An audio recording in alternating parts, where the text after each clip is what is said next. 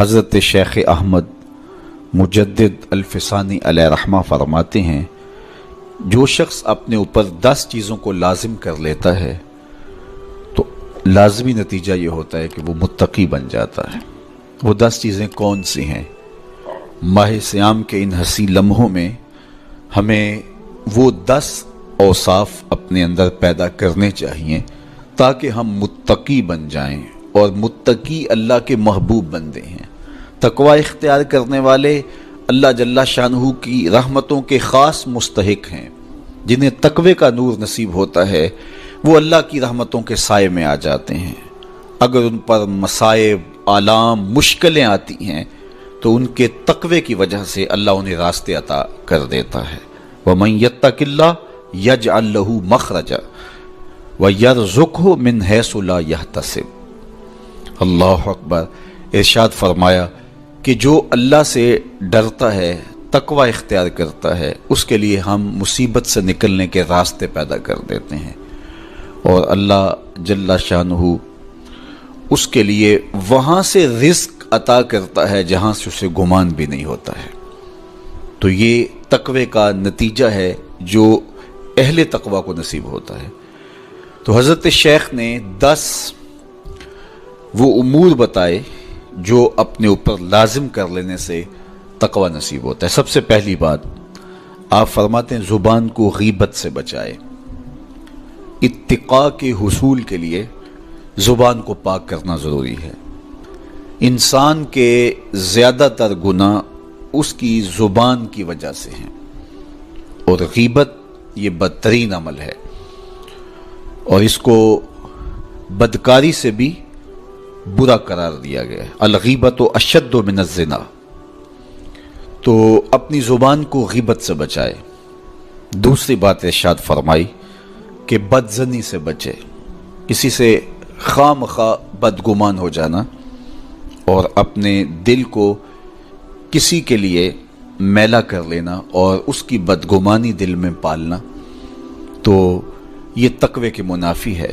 تو کسی کی بدگمانی سے، بدظنی سے اپنے دل کو بچائے، زبان کو غیبت سے بچائے، دل کو بدگمانی سے بچائے، اور مسخرہ پن سے بچے۔ بات بات پہ ٹھٹھے مار کے ہنسنا اور اس طرح کی زندگی بسر کرنا۔ اور آج کل تو جب بھی دوست احباب اکٹھے بیٹھتے ہیں تو سنجیدہ اور متین باتیں کم ہوتی ہیں، زیادہ وقت لطیفوں میں ہی کٹ جاتا ہے۔ انسان کو خوش مزاج ہونا چاہیے، اس کی طبع میں شگفتگی ہونی چاہیے، لیکن شگفتگی، خوش مزاجی اور مسخرہ پن میں فرق ہے، اس کو سمجھنا چاہیے۔ سنجیدہ اور متین زندگی یہ مومن کی زینت ہے، انسانیت کا حسن ہے۔ اس لیے تقوی کے حصول میں مانع ہے مسخرہ پن۔ اگر کوئی شخص متقی بننا چاہتا ہے تو اس کو سنجیدہ اور متین بننا ہوگا۔ طبیعت کی خوش مزاجی یہ معنی نہیں ہے، لیکن مسخرہ پن اور چیز ہے، اس سے روک دیا گیا۔ چوتھی چیز حضرت شیخ احمد فرماتے ہیں کہ اپنی آنکھ کو حرام سے بچائے۔ اپنی آنکھ کی حفاظت کرنے سے تقوی حاصل ہوتا ہے۔ جب آنکھ خراب ہوتی ہے تو دل خراب ہوتا ہے، جب دل خراب ہوتا ہے تو پھر پورا بدن خراب ہو جاتا ہے۔ اس لیے وہ دروازہ جو کھلا ہے اور اس سے بدی شر اندر اتر رہی ہے، اور پھر اس سے آپ کا سارا نظم ہستی برباد ہو رہا ہے، تو اس دروازے کو بند کریں۔ تو اپنی آنکھ کو حرام سے بند کریں۔ پانچویں چیز ارشاد فرمائی ہمیشہ سچ بولے۔ جھوٹا شخص کبھی متقی نہیں ہو سکتا۔ اتقاء کے حصول کے لیے اپنے آپ کو سچ کا خوگر بنانا ہوگا۔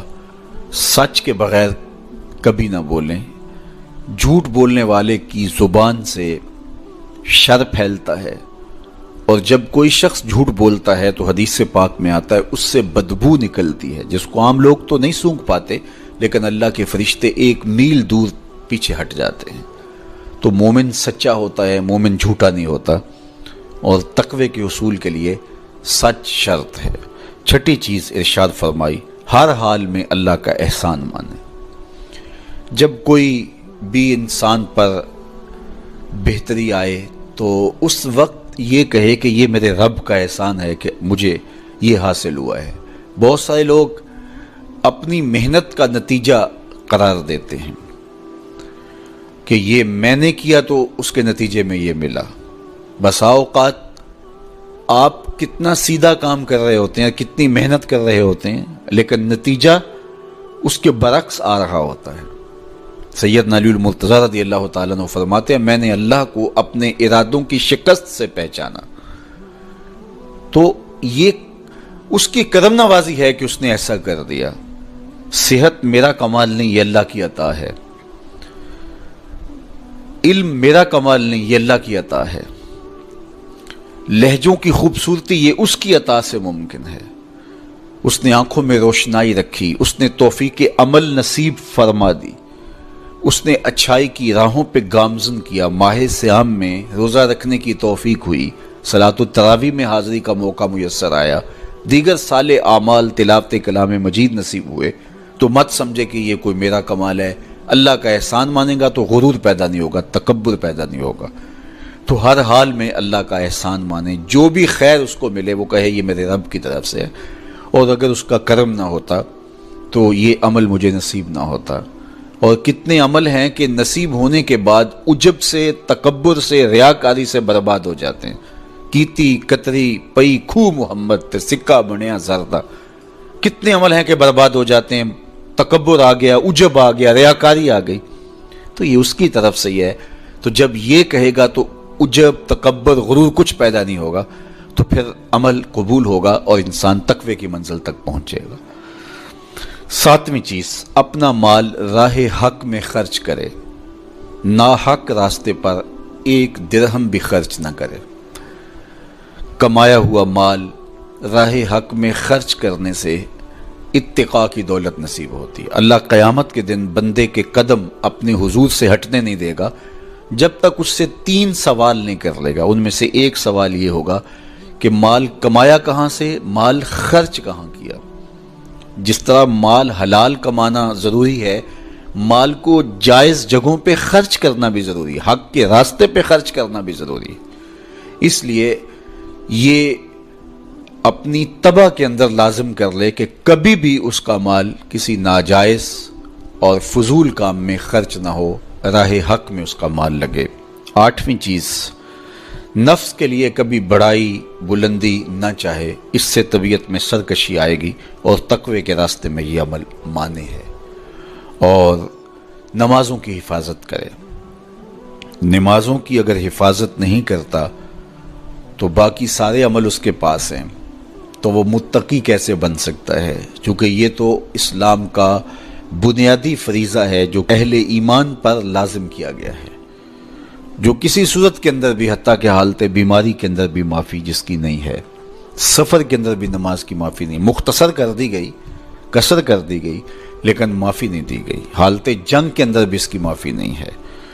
تو نمازوں کی محافظت کرے۔ اور 10ویں چیز، حضرت شیخ فرماتے ہیں عقیدوں کی صحت کا خیال رکھے، اپنے عقیدے، اپنے نظریات خوبصورت رکھے۔